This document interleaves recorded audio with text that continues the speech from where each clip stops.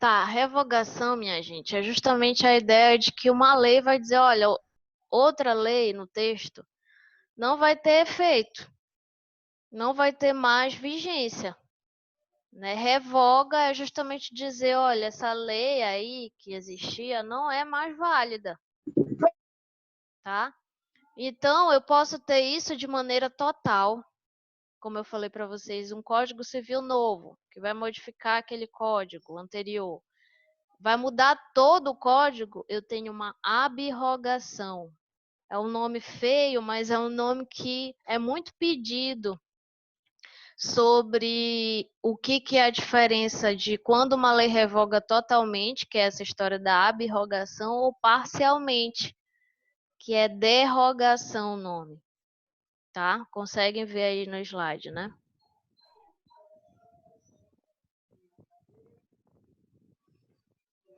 Deixa eu só me mudar aqui de lugar. Um minutinho, gente, que eu... É cachorra chorando, Ai, meu pai do céu, é tudo.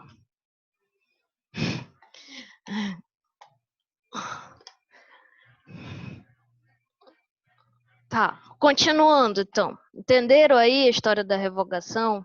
Preciso repetir? Esclarecer. Tá, continuando. E a revogação ela pode ser expressa. Lá na lei vai estar escrito: esta lei revoga a lei anterior, tal, tal, tal. Esta lei revoga o artigo tal, tal, tal da lei XYZ. Né? Então, nesse momento, eu tenho revogações expressas ou revogações tácitas, onde a gente vai encontrar uma nova regulamentação sobre aquela matéria. Então, automaticamente a anterior, se tiver um compatível, ela já está revogada tacitamente.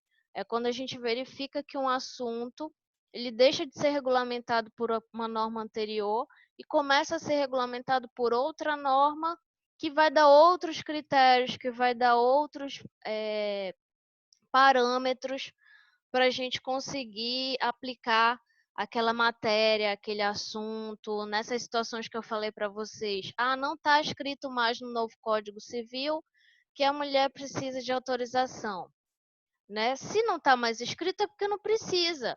Então, é algo tácito, tá? É algo que já está compreendido aí que não carece, senão havia novamente um texto dizendo que precisaria, tá? Aí só uma informação em relação a essa questão da revogação tácita. Lá no segundo bimestre, vocês vão fazer um trabalhinho sobre alguns problemas que a gente pode encontrar no campo jurídico das normas. Um desses problemas é chamado antinomia, que é quando uma norma conflita com outra ou aparentemente, né? Que a gente tem aí situações que uma norma ela não está compatível com outra, e aí como que a gente resolve isso? Primeiro, a gente vai pelo critério hierárquico. O que é o critério hierárquico? É justamente quando eu tenho uma norma de competência da União regulamentando um assunto em relação a normas específicas de outros estados, normas de outras federações. E aí eu digo que é hierárquico por quê? Porque o ente superior aí à União regulamentou ou definiu situações sobre aquele assunto. Então, se ele definiu situações, ele tem a competência sobre isso, cabe aos outros entes federativos aceitar, né? Situações como eu falei para vocês agora há pouco. Se o governo federal, por meio de um determinado... Aliás, se o parlamento, né, o nosso Congresso, ele modifica, por meio de uma lei, o nosso Código Tributário e cria outra possibilidade de tributo, né, cabe aos estados respeitarem. e cada um dentro da sua competência, né? Então, isso por quê? Porque a nível de Constituição a gente tem lá o que é competência privativa da União, o que é competência privativa dos estados, né? Cada um dentro do seu quadrado, do seu redondo aí, né? A segunda ou o segundo critério é a especialidade, onde normas em conflito em relação a normas que vão regulamentar um determinado assunto, eu vou sempre olhar para as normas gerais, para depois eu ir para as normas específicas. Sempre eu vou olhar, né, como que o SUS, a norma que cria o SUS e cria, né, todos os critérios do SUS, e como que essa norma está se posicionando, para depois eu olhar as normas específicas.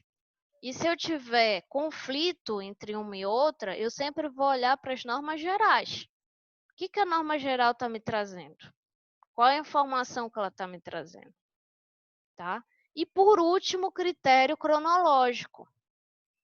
O critério cronológico é esse que o colega abriu o microfone e acabou de falar. Professora, então, quando eu tiver uma norma após a outra, eu vou olhar logo para essa nova norma. É isso mesmo, né? A ideia é, depois que eu verifiquei o critério hierárquico, ok, está cumprido, o critério da especialidade, ok, está cumprido, eu vou para o critério cronológico para saber se há uma incompatibilidade entre essas leis.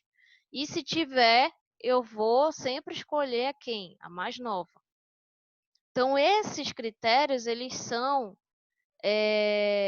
um após o outro, tá?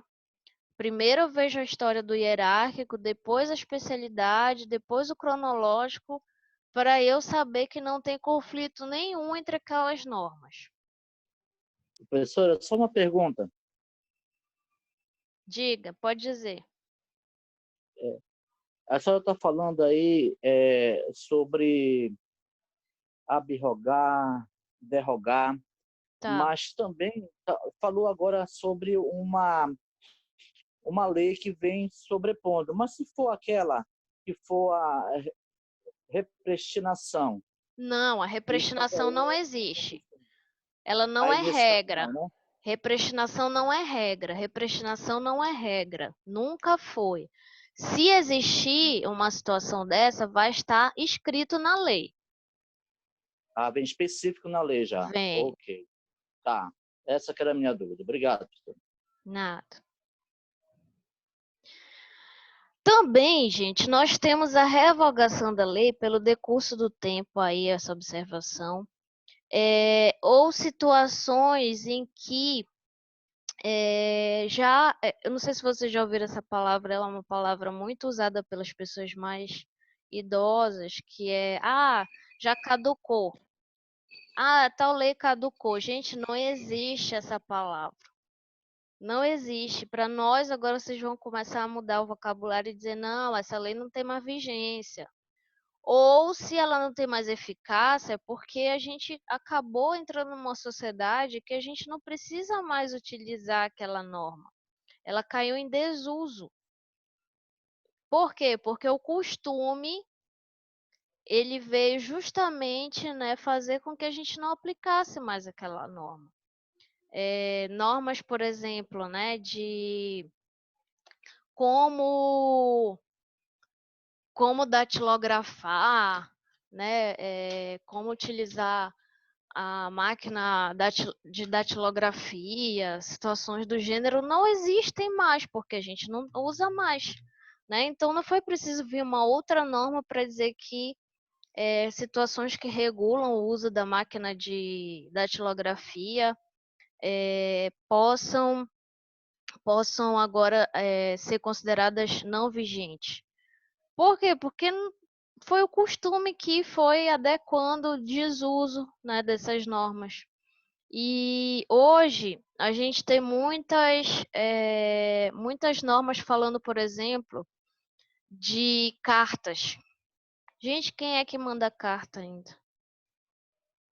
Né? Não tem, né? É um negócio assim que a gente tem que se adaptar e olhar para o texto que está escrito isso e fazer, inclusive, uma interpretação extensiva, que vocês vão entender isso em hermenêutica para saber que, olha, não é só o que eu tô, que está lendo que está escrito. Eu posso ampliar essa interpretação e trazer para a minha realidade, saber que carta pode ser hoje um e-mail. E aí, uma informação super importante nessa historinha. Costumes contra a legem. Vocês ainda lembram o que é isso? Costumes contra a lei. Quando eu tenho um costume que ele vai contra uma lei, né, de um determinado ambiente, de uma determinada sociedade, eu não posso também aceitar que esse costume ele vá me revogar aquela lei, sob pena de eu começar a compreender que cada um pode fazer, cada comunidade, cada sociedade, cada grupo pode fazer os costumes.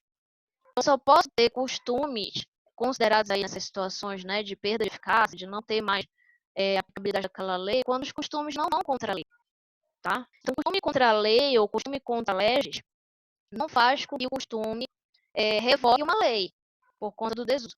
Exemplo, prof, vamos lá. Vou falar para vocês de um estudo que o Boaventura fez lá no início da década de 90, onde ele estudou favelas e verificou lá que havia muitos costumes das pessoas se reportarem aos líderes da comunidade. E na mesma ideia de serem líderes, eles também eram traficantes e também eram controladores daquele espaço. Hoje a gente lê isso com o nome milícia, né? Miliciano. Verificou que existia isso, né, em várias favelas do Rio de Janeiro, e que isso era um costume. Isso foi estudado pelo Boaventura, que foi um sociólogo. E como que a gente pode olhar isso como costume contra leges, né? Não é porque aquelas favelas se organizavam dessa maneira que a gente também vai negar a existência do Estado, né? Não é porque o ser humano foi lá com todo o aparato de armamento dele e dominou aquele território e começou a ser o manda-chuva dali, né? Uma espécie de xerife, que é essa história do miliciano, né? Ou dos grupos de milícia, que a gente vai negar que o Estado precisa estar presente nas sociedades, né? Por meio de seus representantes legitimamente colocados, onde haja participação popular e não simplesmente porque o fulano ou o grupo do fulano resolveu tomar o morro.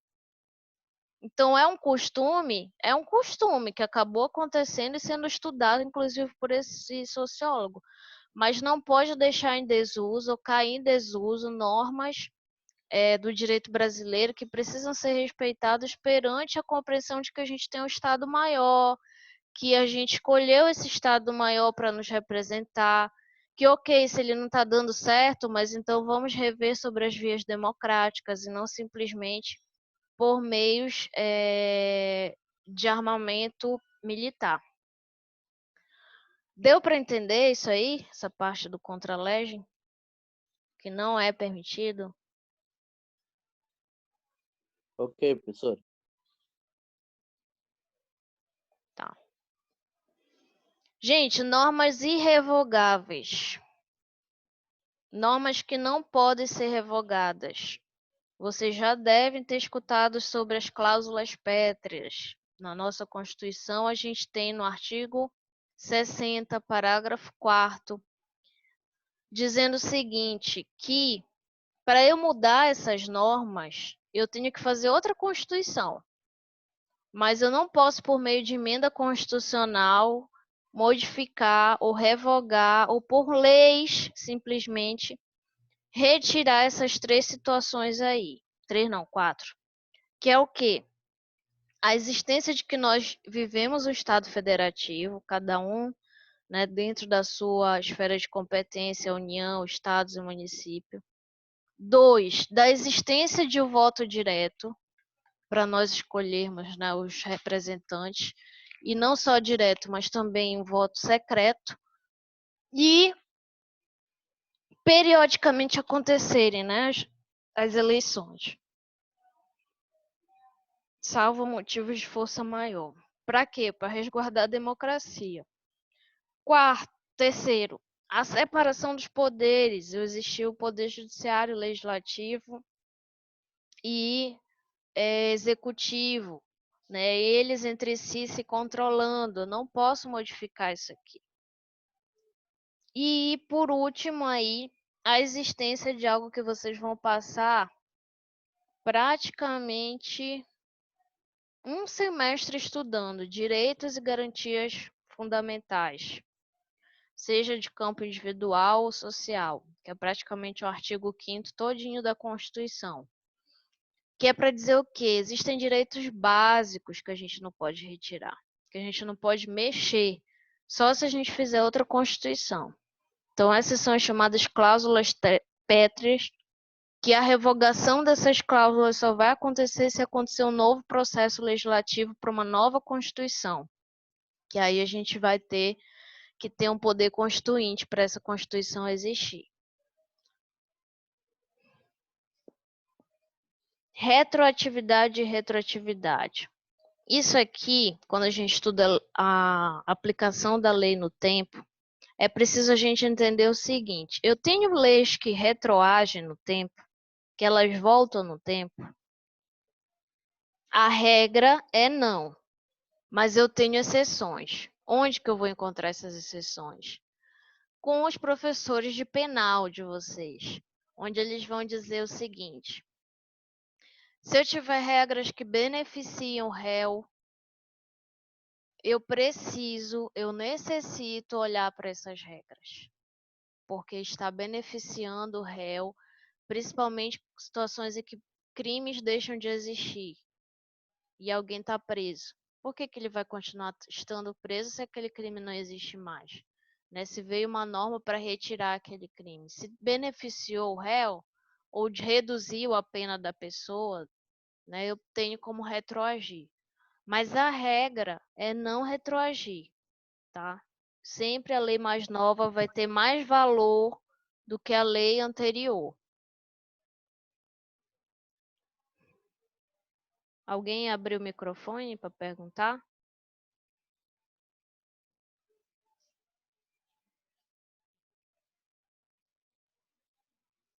Não, né? Gente, eu vou fazer o seguinte, eu vou dar uma parada nessa parte da retroatividade e retroatividade, tá? Daí a gente continua na aula seguinte, na quarta, né? Para eu avançar com vocês nessa história da retroatividade e retroatividade, e falar de 3 situaçõezinhas aqui que essa história da aplicação da lei no tempo precisa respeitar, que é o ato jurídico perfeito, direito adquirido e coisa julgada.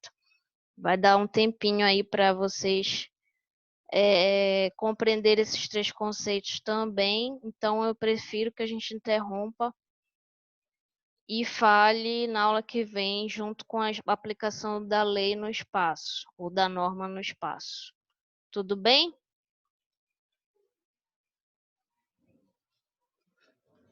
Deixa eu Tudo ver bem, professora? quantos ainda estão sobrevivendo aqui. 14, olha só, que legal. Tudo bem, professora. Deixa eu abrir Parabéns. minha câmera aí, rapidinho. Espera aí.